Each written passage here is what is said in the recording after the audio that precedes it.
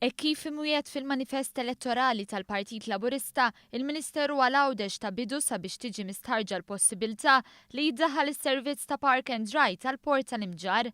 Ħabret dan il-Ministru għal-għawdex Ġustin Karwana illi sostniet li l-Gvern huwa konxju mill-isfidi li għandhom il-ħaddiema u studenti għawċin li ta' kuljum jaqsmu lejn Malta għax-xogħol jew sabiex ikomplu bl-istudji tagħhom.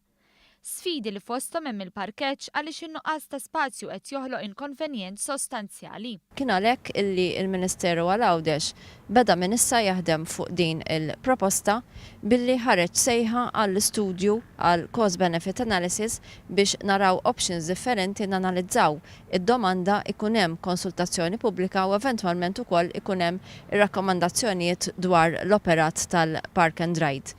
Is-sejħa pubblika tagħlaq fit-13 ta' Ottubru, sejħa li fi hemm ukoll proċess ta' konsultazzjoni li jrid isir bħala parti minn eżerċizzju wiesa' biex jinstema' leħen kulħadd. Il-Ministru konkludiet billi qalet illi dan il-Gvern hu determinat li jagħmel id-differenza fil-ħajja tal-għawċin, speċjalment lil dawk li ta' kuljum jiffaċċjaw tbatija u diffikultajiet kbar biex jaqsmu bejn il-gżejjer.